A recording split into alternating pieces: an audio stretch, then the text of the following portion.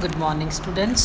सो आज अपने कोल है measures to control adverse effects of deficit financing कि डेफिसिट फिनांसिंग है ਜਿਹੜੇ ਉਹਦੇ ਐਡਵਰਸ ਇਫੈਕਟ ਆਉਂਦੇ ਨੇ ਉਹ ਆਪਾਂ ਉੱਪਰ ਪੜ੍ਹੇ ਨੇ। ਠੀਕ ਹੈ, ਹੁਣ ਉਹਨਾਂ ਨੂੰ ਆਪਾਂ ਕੰਟਰੋਲ ਕਿਵੇਂ ਕਰ ਸਕਦੇ ਹਾਂ ਕਿਉਂਕਿ every problem has a solution. ਠੀਕ ਹੈ, ਸੋ ਡੈਫਿਸਿਟ ਫਿਨਾਂਸਿੰਗ ਕੀ ਹੈ?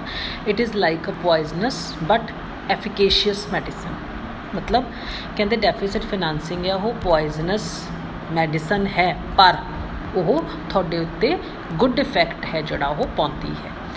ਇਹਦਾ मतलब ਉਹਦੀ ਜੇ ਅਸੀਂ ਉਸਨੂੰ ਸਹੀ ਢੰਗ ਦੇ ਨਾਲ ਸਹੀ ਮੈਜਰਮੈਂਟ ਦੇ ਵਿੱਚ ਯੂਜ਼ ਨਹੀਂ ਕਰਾਂਗੇ ਤਾਂ ਉਹ ਸਾਨੂੰ ਖਰਾਬ ਕਰ ਸਕਦੀ ਹੈ। If it is not taken in proper quantity it can do enough harm. So it is difficult to fix the safe limit of deficit financing. So ਇਹਨੂੰ ਆਪਾਂ ਜਿਹੜਾ ਹੈ ਕਿੱਦਾਂ ਇਹਦੇ ਆਪਾਂ ਜਿਹੜਾ ਇਫੈਕਟ ਹੈ ਉਹਨੂੰ ਦੇਖ ਸਕਦੇ ਹਾਂ ਕਿ ਜਿਹੜਾ ਡੈਫਿਸਿਟ ਫਿਨਾਂਸਿੰਗ ਦਾ ਇਫੈਕਟ ਹੈ ਉਹ ਪ੍ਰਾਈਸਿਸ ਦੇ ਉੱਤੇ ਕਿੰਨਾ ਪੈਂਦਾ ਹੈ।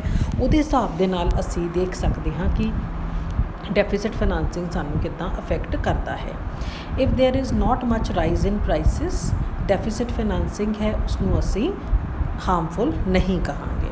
ਫੋਲੋਇੰਗ ਸਟੈਪਸ ਨੇ ਜਿਹੜੇ ਸਾਨੂੰ ਦੱਸਦੇ ਨੇ ਕਿ ਜਿਹੜੇ ਬੈਡ ਇਫੈਕਟਸ ਆਫ ਡੈਫਿਸਿਟ ਫਿਨਾਂਸਿੰਗ ਨੇ ਅਸੀਂ ਉਹਨਾਂ ਤੋਂ ਕਿੱਦਾਂ ਬਚ ਸਕਦੇ ਹਾਂ। ਫਸਟ ਹੈ ਡਿਵੈਲਪਮੈਂਟਲ ਇਨਵੈਸਟਮੈਂਟ। ਜਿਹੜਾ ਵੀ ਪੈਸਾ ਅਸੀਂ ਡੈਫਿਸਿਟ ਫਿਨਾਂਸਿੰਗ ਦੇ ਥਰੂ ਪ੍ਰੋਕਿਓਰ ਕਰਦੇ ਹਾਂ ਉਸ ਨੂੰ ਅਸੀਂ ਪ੍ਰੋਡਕਟਿਵ ਅਤੇ ਡਿਵੈਲਪਮੈਂਟਲ ਐਕਟੀਵਿਟੀਜ਼ ਦੇ ਵਿੱਚ ਲਗਾਉਣਾ ਚਾਹੀਦਾ ਹੈ।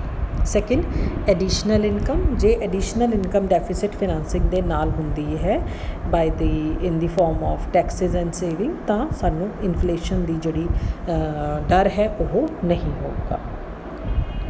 ਨੈਕਸਟ ਹੈ ਜਸਟੇਸ਼ਨ ਪੀਰੀਅਡ। ਜਸਟੇਸ਼ਨ ਪੀਰੀਅਡ ਹੁੰਦਾ ਬੇਟਾ ਜਦੋਂ ਅਸੀਂ ਪੈਸਾ ਇਨਵੈਸਟ ਕਰਦੇ ਹਾਂ ਅਤੇ ਜਦੋਂ ਸਾਨੂੰ ਰਿਟਰਨ ਦੇਣੇ ਆ ਸ਼ੁਰੂ ਕਰਦੇ ਹਾਂ ਉਹਦੇ ਵਿੱਚ ਦਾ ਪੀਰੀਅਡ। ਠੀਕ ਹੈ, ਜੇ ਫੰਡ ਜਿਹੜੇ ਨੇ ਅਸੀਂ ਡੈਫਿਸਿਟ ਫਿਨਾਂਸਿੰਗ ਨਾਲ ਜਿਹੜੇ ਪੈਸਾ ਆਇਆ ਹੈ ਜੇ ਅਸੀਂ ਉਸਨੂੰ ਮਾਈਨਰ ਪ੍ਰੋਜੈਕਟਸ ਦੇ ਵਿੱਚ ਲਾਵਾਂਗੇ ਮੀਨਸ ਜਿਨ੍ਹਾਂ ਦਾ ਸ਼ਾਰਟ ਜਸਟੇਸ਼ਨ ਪੀਰੀਅਡ ਹੋਊਗਾ ਤਾਂ ਇਨਫਲੇਸ਼ਨ ਦਾ ਇਫੈਕਟ ਘੱਟ ਹੋਊਗਾ।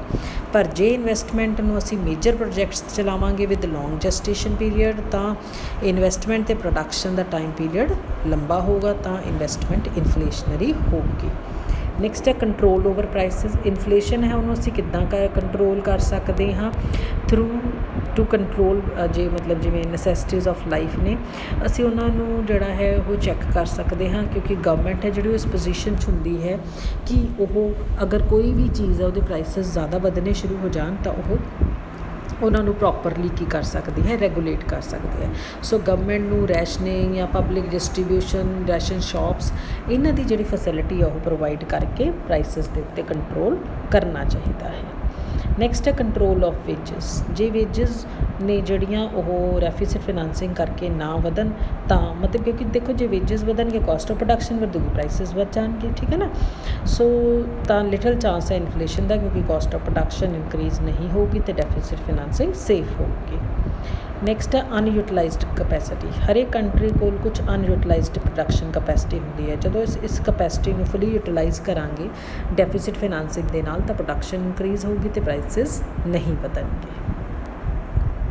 Then holding. ਜਦੋਂ ਲੋਕ ਆਪਣੀਆਂ ਸੇਵਿੰਗਸ ਨੂੰ ਜਿਹੜਾ ਹੈ ਉਹ ਕਰਦੇ ਨੇ if people keep the savings as a result of increase in income ਜਿਹੜੀ ਡੈਫਿਸਿਟ ਫਿਨਾਂਸਿੰਗ ਕਰਕੇ ਆਈ ਹੈ ਇਨ ਕੈਸ਼ ਫਾਰਮ ਤਾਂ ਇਨਫਲੇਸ਼ਨ ਹੈ ਜਿਹੜੀ ਉਸਨੂੰ ਕੰਟਰੋਲ ਕੀਤਾ ਜਾਂਦਾ ਹੈ ਜਿੰਨੀ ਕਿਸ ਲਿਮਿਟ ਤੱਕ ਜਿਸ ਲਿਮਿਟ ਤੱਕ ਲੋਕ ਆਪਣੇ ਪੈਸੇ ਨੂੰ ਲਿਕੁਇਡ ਫਾਰਮ ਵਿੱਚ ਰੱਖਦੇ ਨੇ।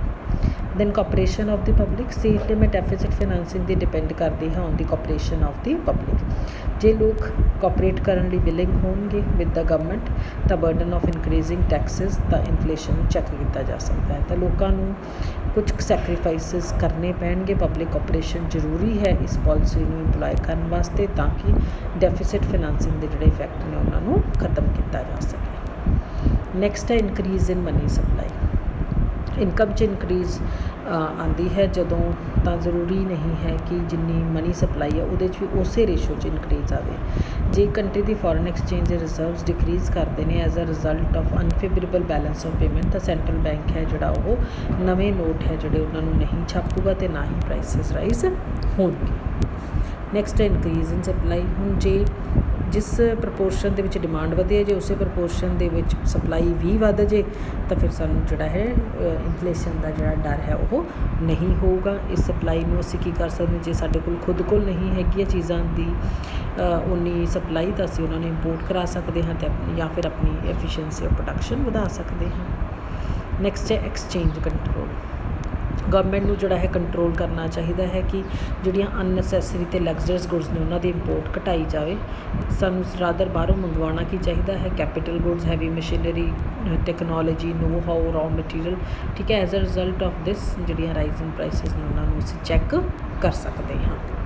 ਸੋ KN ਭੱਟਾਚਾਰਿਆ ਨੇ ਬਰੀਫਲੀ ਜਿਹੜਾ ਹੈ ਇਸ ਚੀਜ਼ ਨੂੰ ਦੱਸਿਆ ਹੈ। ਕਹਿੰਦਾ ਜਿਹੜੀ ਡੈਫੀਸਿਟ ਫਾਈਨਾਂਸਿੰਗ ਹੈ ਇਹਦਾ ਯੂਜੇਜ ਹੈ ਇਹ ਅੱਗ ਦੀ ਤਰ੍ਹਾਂ ਹੁੰਦਾ ਹੈ। While unregulated produces havoc, while regulated it gives light and warmth.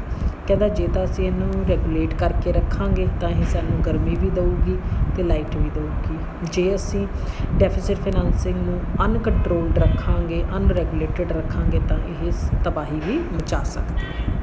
So deficit ਫਾਈਨਾਂਸਿੰਗ ਕੀ ਹੈ, ਇੱਕ ਮੇਜਰ ਕੰਟਰੀਬਿਊਸ਼ਨ ਕਰਦੀ ਹੈ towards making factor of production mobile for economic development provided ਇਹਦੇ ਕੋਈ ਵੀ ਇਨਫਲੇਸ਼ਨਰੀ ਇਫੈਕਟਸ ਨਾ ਆਉਣ। ਸੋ ਡੈਫੀਸਿਟ ਫਾਈਨਾਂਸਿੰਗ ਹੈ ਜਿਹੜੀ ਉਹ ਸਾਨੂੰ ਇੱਕ ਸੇਫ ਲਿਮਿਟ ਤੱਕ ਹੀ ਕਰਨੀ ਚਾਹੀਦੀ ਹੈ। ਬੇਟਾ ਆਹ ਵਾਲਾ ਪੋਰਸ਼ਨ ਆਪਾਂ ਨਹੀਂ ਕਰਨਾ ਡੈਫੀਸਿਟ ਫਾਈਨਾਂਸਿੰਗ ਐਂਡ 5 ਈਅਰ ਪਲਾਨਸ, ਕਿਉਂਕਿ ਸਾਰਾ ਦਾ ਸਾਰਾ ਕੀ ਹੈ ਡਾਟਾ ਦਿੱਤਾ ਹੋਇਆ ਹੈ। ਦਿਸ ਵੀ ਵਿਲ ਨਾਟ ਡੂ। ਤੁਹਾਡਾ ਉੱਥੇ ਤੱਕ ਹੀ ਜਿਹੜਾ ਚੈਪਟਰ ਹੈ ਉਹ ਖਤਮ ਹੋ ਜਾਂਦਾ ਹੈ। ਇਹਨੂੰ ਕੱਟ ਕਰ ਲਿਓ। ਕਨਕਲੂਜਨ ਇੱਕ ਵਾਰੀ ਤੁਹਾਨੂੰ ਮੈਂ ਹਲਕਾ ਜਿਹਾ ਪੜ੍ਹਾ ਦਿੰਦੀ ਤਾਂ ਕਿ ਤੁਹਾਨੂੰ ਸਾਰੇ ਚੈਪਟਰ ਬਾਰੇ ਪਤਾ ਲੱਗ ਸਕੇ। So Chakravarty committee on monetary system ਹੈ, ਉਸਨੇ ਦੱਸਿਆ ਕਿ during the period from second 5 year plan to 6th 5 year plan ਜਿਹੜਾ rate of increase in prices ਹੈ ਉਹ 9.8% ਪਰ ਐਨਮ ਸੀ, with an increase of national output of 3.7% and money supply of about 17.2% per year. So Chakravarty committee ਕਹਿੰਦੀ ਕਿ rate of inflation ਇਸ ਸਮੇਂ ਦੌਰਾਨ ਬਹੁਤ ਜ਼ਿਆਦਾ ਵੱਧ ਗਿਆ ਸੀ। ਕਮੇਟੀ ਨੇ ਆਇਡੈਂਟੀਫਾਈ ਕੀਤਾ ਕਿ ਜਿਹੜੇ unduly high rate of growth of money supply ਅਤੇ ਡੈਫੀਸਿਟ ਫਾਈਨਾਂਸਿੰਗ ਨੇ ਉਹ as compare to the rate of growth of real output major factor ਨੇ ਜਿਹੜੇ ਹਾਈ ਅਤੇ ਰਾਈਜ਼ਿੰਗ ਇਨਫਲੇਸ਼ਨ ਨੇ ਇੰਡੀਆ ਦੇ ਵਿੱਚ ਕੰਟਰੀਬਿਊਟ ਕਰਦੇ ਨੇ। ਡਿਊਰਿੰਗ 8th ਪਲਾਨ ਡੈਫੀਸਿਟ ਫਾਈਨਾਂਸਿੰਗ ਹੈ ਉਹ ਇੰਨੀ ਇਨਫਲੇਸ਼ਨਰੀ ਨਹੀਂ ਸੀ। It is mainly due to high rate of growth of output, ਕਿਉਂਕਿ ਉਦੋਂ ਡਿਮਾਂਡ ਦੇ ਕੋਰਸਪੋਂਡਿੰਗਲੀ ਸਪਲਾਈ ਆ ਗਈ ਸੀ। ਸੋ ਡੈਫੀਸਿਟ ਫਾਈਨਾਂਸਿੰਗ ਹੀ ਇੱਕ ਇਕੱਲਾ ਕਾਜ਼ ਆਫ ਇਨਫਲੇਸ਼ਨ ਇੰਡੀਆ ਦੇ ਵਿੱਚ ਨਹੀਂ ਹੈ। Other factors like wars, black money, fluctuation, agriculture, industrial production, rise in international price of petroleum products ਇਹ ਰਿਸਪੋਂਸੀਬਲ ਨੇ ਇੰਡੀਆ ਦੇ ਵਿੱਚ ਪ੍ਰਾਈਸਿਸ ਰਾਈਜ਼ ਦੇ। ਠੀਕ ਹੈ। ਸ਼ਾਰਟ ਨੋਟ ਬੇਟਾ ਇਹਦੇ ਉੱਤੇ ਬਹੁਤ ਵਾਰੀ ਆ ਜਾਂਦਾ ਹੁੰਦਾ। ਸੈਕਿੰਡ ਜਿਹੜਾ ਹੈਗਾ ਸ਼ਾਰਟ ਨੋਟ ਡੈਫੀਸਿਟ ਬਜਟ ਅਤੇ ਡੈਫੀਸਿਟ ਫਾਈਨਾਂਸਿੰਗ। ਇੱਕ ਵਾਰੀ ਮੈਂ ਹਲਕਾ ਤੁਹਾਨੂੰ ਡੈਫੀਸਿਟ ਬਜਟ ਹੁੰਦਾ ਹੈ ਬਜਟ ਦੇ ਉੱਤੇ ਘਾਟਾ, ਡੈਫੀਸਿਟ ਫਾਈਨਾਂਸਿੰਗ ਉਸ ਡੈਫੀਸਿਟ ਨੂੰ ਖਤਮ ਕਰਨ ਵਾਲਾ ਤਰੀਕਾ। ਠੀਕ ਹੈ। ਡੈਫੀਸਿਟ ਬਜਟ ਤਾਂ ਹੋ ਗਿਆ ਨਾ ਇਨਕਮ ਅਤੇ ਐਕਸਪੈਂਡੀਚਰ ਦਾ ਜਿਹੜਾ ਡਿਫਰੈਂਸ, ਠੀਕ ਹੈ, ਉਹ ਤਾਂ ਹੋ ਗਿਆ ਡੈਫੀਸਿਟ ਬਜਟ। ਡੈਫੀਸਿਟ ਫਾਈਨਾਂਸਿੰਗ ਕੀ ਹੈ, ਉਸ ਡੈਫੀਸਿਟ ਬਜਟ ਨੂੰ ਪੂਰਾ ਕਰਨ ਵਾਲਾ ਮੈਜਰ ਤਰੀਕਾ। ਠੀਕ ਹੈ। ऑब्जेक्टिव्स हो गए, फिर एडवर्स इफेक्ट हो गए। आ भी इंपॉर्टेंट है बेटा। What is deficit financing, is it always inflationary कि हमेशा इनफ्लेशनरी ही होंदा है। ठीक है। लॉन्ग क्वेश्चन बेटा ये एक तो ऑब्जेक्टिव लिमिटेशन के उत्ते है, दूजा role of deficit financing in the economic development of the country. ठीक। सो ਇਹਨੂੰ ਬੇਟਾ ਪ੍ਰੋਪਰ ਤਰੀਕੇ ਦੇ ਨਾਲ ਚੈਪਟਰ ਨੂੰ ਰੀਡ ਕਰ ਲੈਣਾ ਹੈ। ਬੜਾ ਹੀ ਛੋਟਾ ਜਿਹਾ ਟੌਪਿਕ ਸੀਗਾ ਅਤੇ ਇੰਪੋਰਟੈਂਟ ਵੀ ਹੈਗਾ ਹੀ ਹੈ ਨਾ।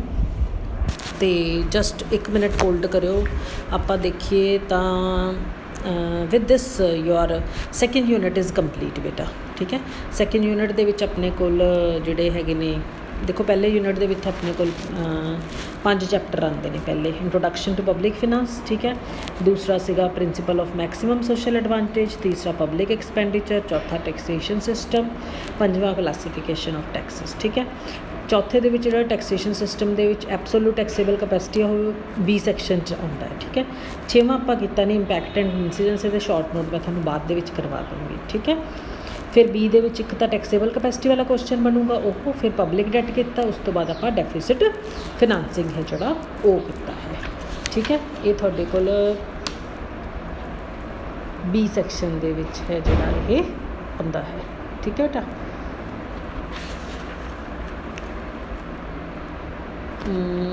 just a minute, classification of taxis ਉੱਪਰ ਹੀ ਨੇ, ठीक है। ਹੁਣ ਬੇਟਾ ਆਪਾਂ ਇਸ ਤੋਂ ਬਾਅਦ ਨਾ ਚੌਥਾ ਯੂਨਿਟ ਹੈ ਜਿਹੜਾ ਉਹ ਸ਼ੁਰੂ ਕਰਾਂਗੇ, ਕਿਉਂਕਿ ਉਹ ਥਿਓਰੈਟੀਕਲ ਯੂਨਿਟ ਹੈ। ਜਿਹੜਾ ਤੁਹਾਡੇ ਕੋਲ ਸੀ ਯੂਨਿਟ ਹੈ ਉਹਦੇ 'ਚ ਬੇਟਾ ਤੁਹਾਡੇ ਕੋਲ ਨਾ ਥਿਅਰੀਜ਼ ਨੇ ਦੋ, ਕਲਾਸੀਕਲ ਥਿਅਰੀ ਅਤੇ ਹੈਕਸਚਰੋਲਿਨ ਦੀ ਥਿਅਰੀ। ਇਹ ਜਦੋਂ ਆਪਣੇ ਕਾਲਜ ਲੱਗ ਜਾਣਗੇ ਉਦੋਂ, ਜਾਂ ਫਿਰ ਜੇ ਬਿਲਕੁਲ ਹੀ ਇੱਦਾਂ ਹੋਊਗਾ ਕਿ ਨਹੀਂ ਉਹ ਲੱਗਣਗੇ ਹੈ ਨਾ, ਫਿਰ ਮੈਂ ਤੁਹਾਨੂੰ ਉਹ ਡਿਫਰੈਂਟ ਤਰੀਕੇ ਦੇ ਨਾਲ ਵੀਡੀਓਜ਼ ਬਣਾ ਕੇ ਭੇਜੂੰਗੀ। ਪਹਿਲਾਂ ਹੁਣ ਆਪਾਂ ਥਿਓਰੈਟੀਕਲ ਪੋਰਸ਼ਨ ਕਰਾਂਗੇ ਇੱਥੋਂ। 16ਵਾਂ ਚੈਪਟਰ ਹੈ ਬੈਲੈਂਸ ਆਫ ਪੇਮੈਂਟ, ਇੱਥੋਂ ਹੁਣ ਆਪਾਂ ਜਿਹੜਾ ਹੈ ਉਹ ਸ਼ੁਰੂ ਕਰਾਂਗੇ, ਠੀਕ ਹੈ ਬੇਟਾ। ਸੋ ਟਿਲ ਦੈਨ ਬਾਏ ਬਾਏ। ਸੋ ਚੈਪਟਰ ਨੂੰ ਚੰਗੀ ਤਰ੍ਹਾਂ ਦੇ ਨਾਲ ਰੀਡ ਕਰਨਾ ਹੈ, ਵੀਡੀਓਜ਼ ਨੂੰ ਸੁਣਨਾ ਹੈ 2-3 ਬਾਰ ਸੁਣ ਕੇ, ਠੀਕ ਹੈ, ਆਪਣਾ ਚੈਪਟਰ ਕੰਪਲੀਟ ਕਰ ਲੈਣਾ ਹੈ।